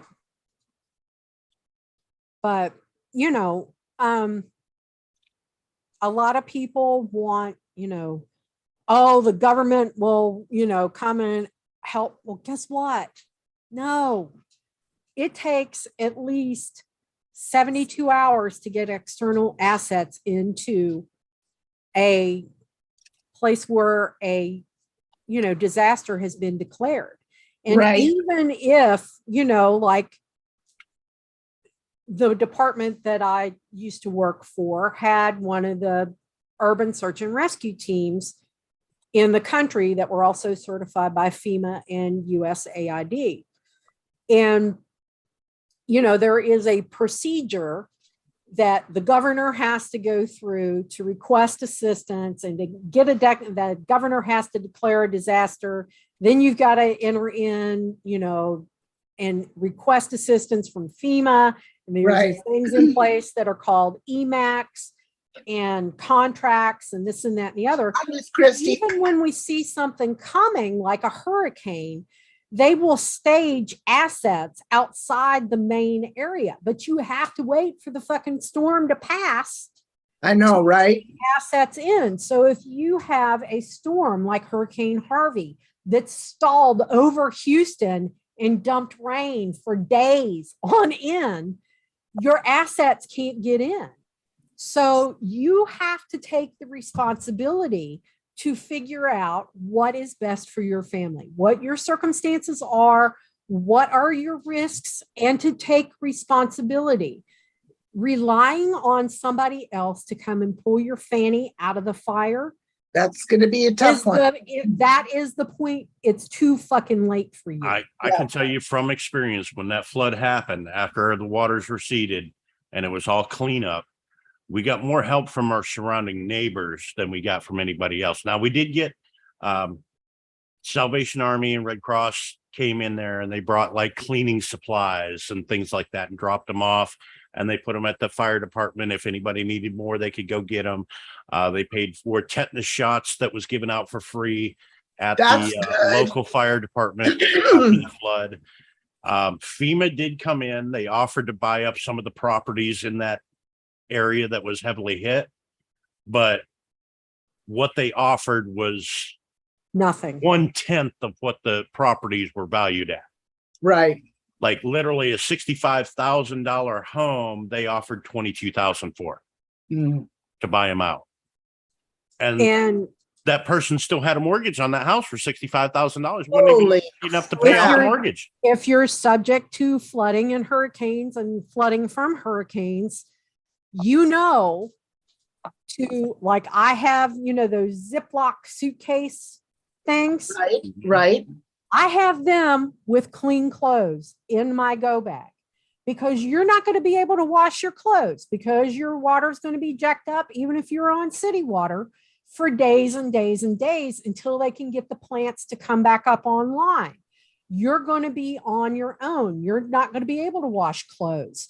So, you know, what are you going to do? I have a number 3 wash tub and a washboard. In case something happens and then I've got all this water that I can get to, okay, fine. You know, you've got to make, you know, if you're in like they have these things that are called quote unquote power washers. Right, right. It's one that you just crank. There's no power required. You put like, you know, up to 8 pounds of laundry in it, water, you know, detergent. I've seen that on YouTube.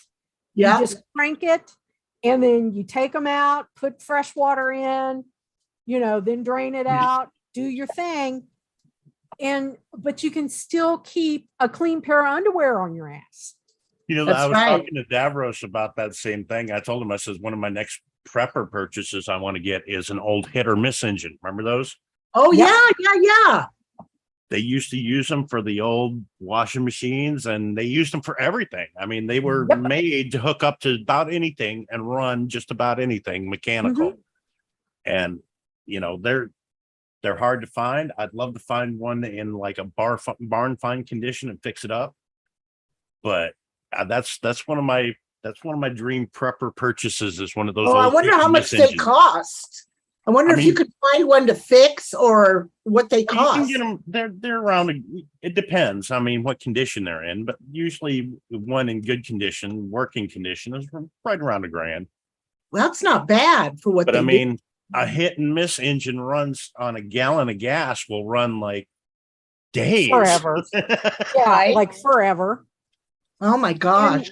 And, you know, that's another thing. You know, if you've got a generator that is gas powered, guess what? You need to have fuel. If you have a solar generator, okay, fine. Where is a place on your property where you get sun most of the day? Because your appliances are going to, and you need more than one panel set. You know, Right. you need to have an array of panels so that it recharges quicker. Because even if you're just plugging in your refrigerator to keep all your food from spoiling, then it draws down pretty quick. Okay, So that you- little generator that you've got, that little power pack that you've got, what does that, I mean, how do you charge that up? That requires like a regular old, have to plug it into Okay. the generator or a solar power inverter. Oh, something okay, like it that. does. Okay. But like if okay, remember, what was it last week? Was it last week or the week before? Anyway, I lost power. Yeah. And at 10 o'clock, I was like, it was one of the really hot days. You could tell, it was like 110 here with the heat index. And like at about 10 o'clock, it was like the power flipped over to a different phase. And I'm like, I'm going to lose power. And then they sent out by that community alert network to my phone, oh, we have to do transformer work. We're going to bring your area down specific to my address. They can make it that fine to the notifications and saying, we're going to do electrical work at noon. We will be back up by 1 p.m. We're sorry for the inconvenience. If you are a priority and let's say you were like Uber, you can use that power supply for that hour while your power goes off to maintain your oxygen concentrator. Gotcha. So, a little bit of investment is good. Make sure that you have cash on hand, because guess what? Big problem after Hurricane, what was it, Michael and Irma? Was that the other one? I think Irma was the one, yeah. Irma Yeah. and Michael. There was two. They were Yeah. right back to back. And they couldn't get to the money. So even if they couldn't get to the money, they couldn't cash their paychecks, they couldn't do any banking, anything like that. So even if out of your paycheck you put $5 to the side, go without one Starbucks goddamn coffee and put that to the side. Yeah, because they didn't have any cash whatsoever. All they had was what was in their pockets. And I have a Exactly. feeling that this hurricane season is going to be a rough one. I mean, COVID-19 pandemic has driven up the prices of lumber. People go out and they buy plywood in the event of emergency. Oh, and yeah. the hurricane Yeah. to board up them windows. You know what Yeah. the cost of one sheet of plywood is right now? It's 30 ridiculous. something, isn't it? Or is It's it more now? ridiculous. If you're thinking you're going to be hit at any time this year with a hurricane, I would suggest to go out and buy a sheet or two of plywood Good when you have the extra cash and put it in your garage someplace. That's a Because good idea. when it Yeah. comes down to, okay, we have a hurricane, it's coming, it's going to hit. We need to go to the hardware store. There ain't going to be any plywood there. People's going to Well, be there's a running out and buy shortage it in anyway, isn't droves. there?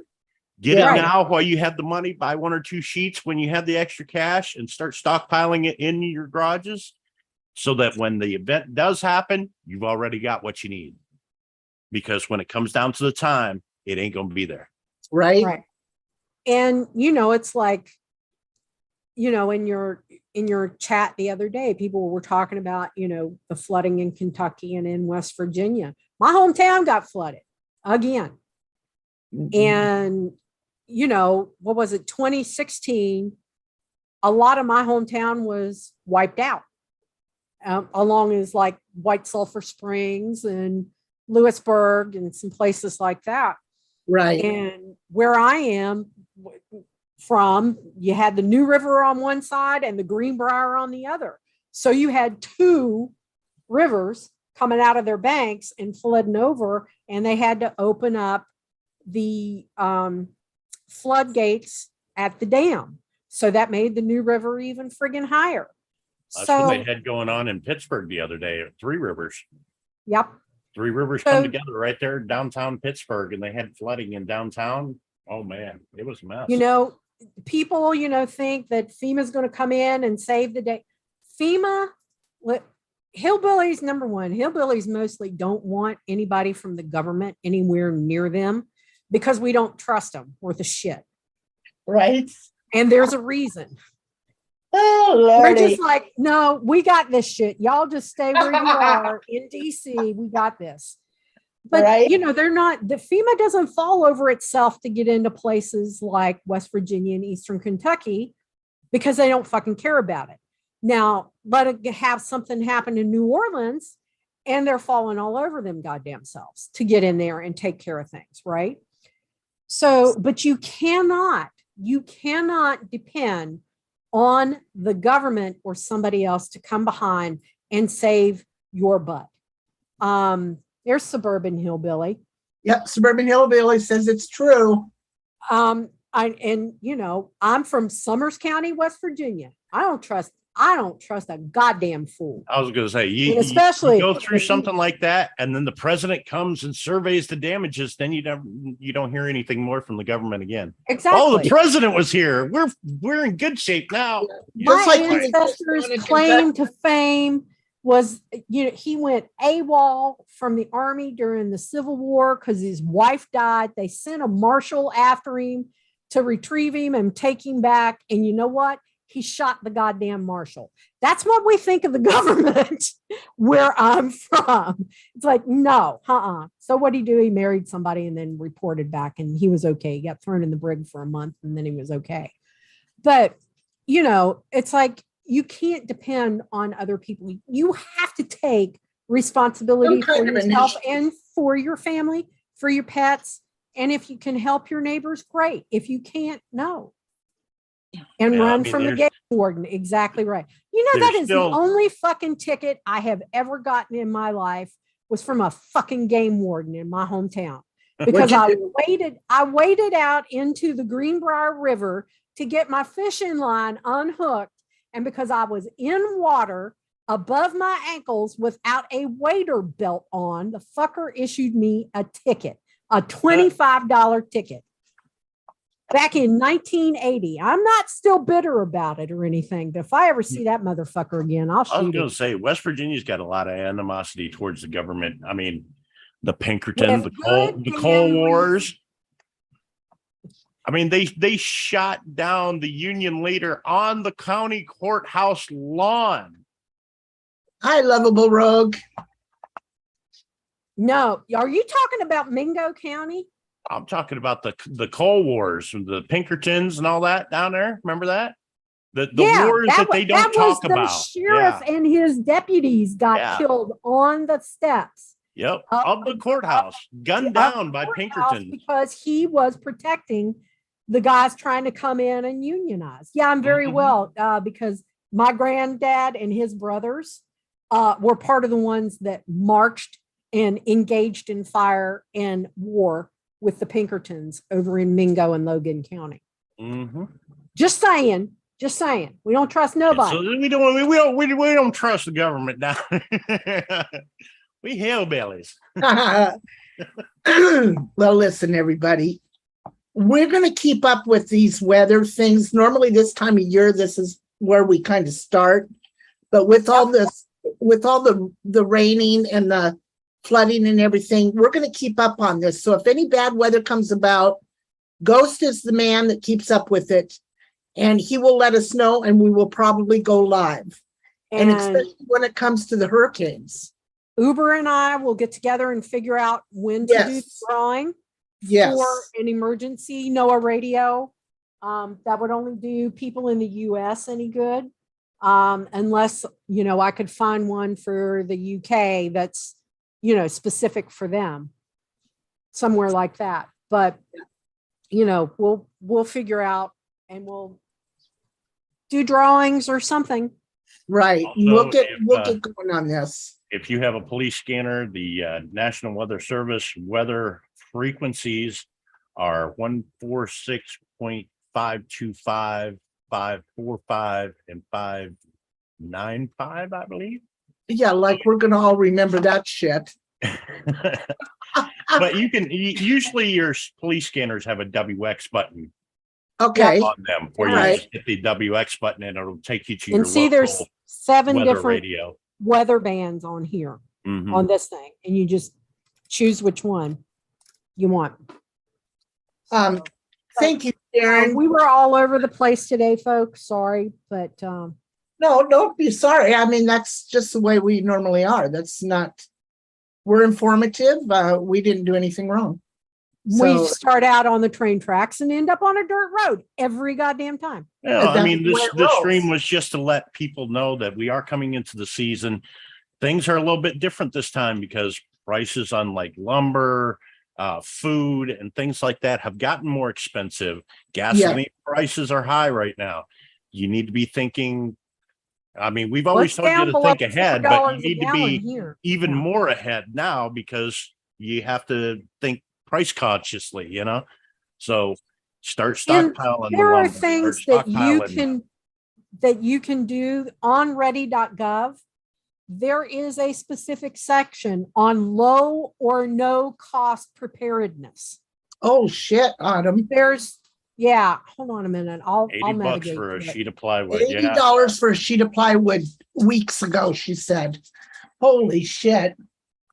Yeah, so if you're needing stuff like that to be prepared for a hurricane, don't wait to the last minute. You know, 20 sheets of plywood cost you almost $2,000. And who's got $2,000 to spend when there's a hurricane bearing down on them? You know what I mean? Right. Autumn, let me see, Autumn. Hold on a second. There it is. All right, you want to share me? I believe you're on there, babe. Okay, on ready.gov. Okay, here's the splash page. From over here, you go to menu, make a plan, low and no cost preparedness.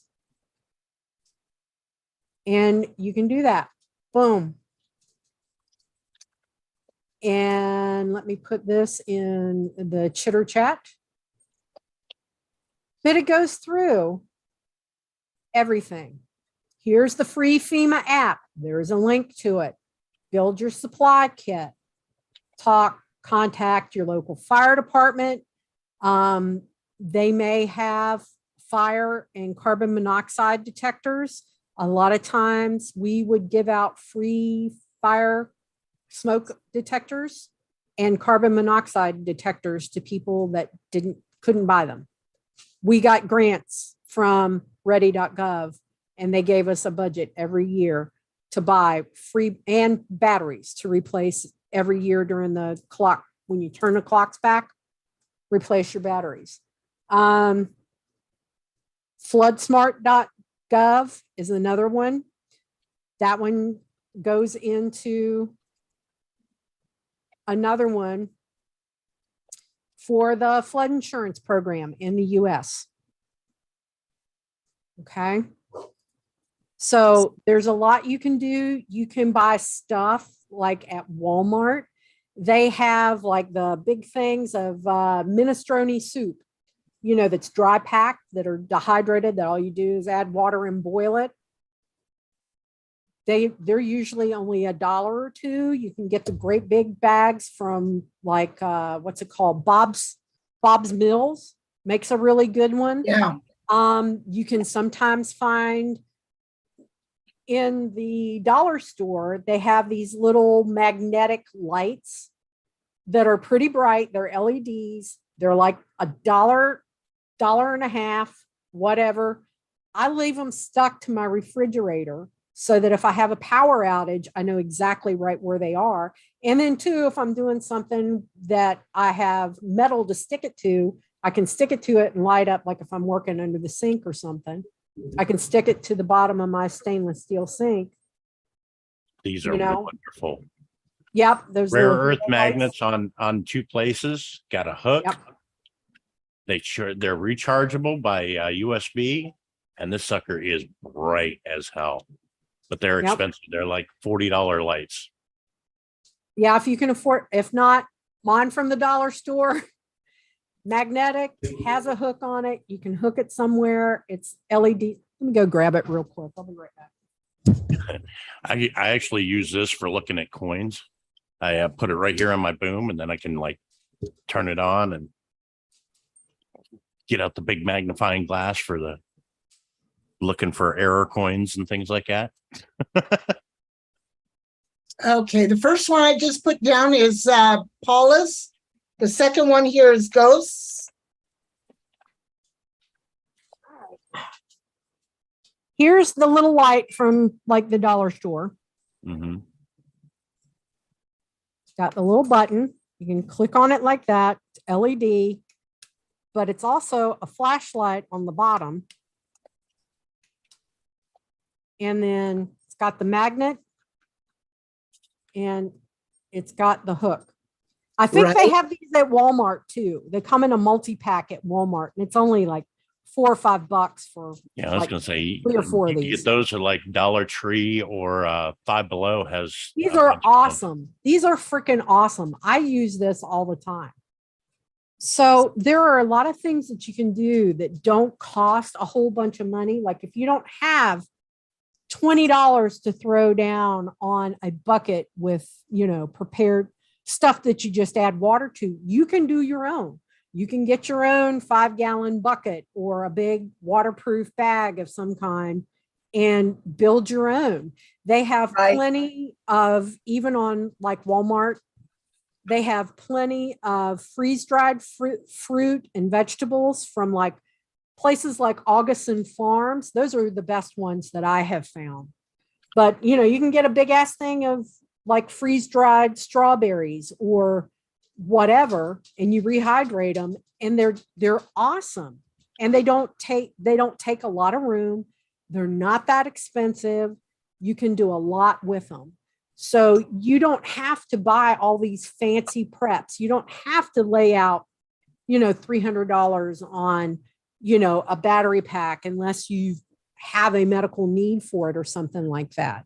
Right. You can do a lot of low cost stuff to prepare and not be left flat footed.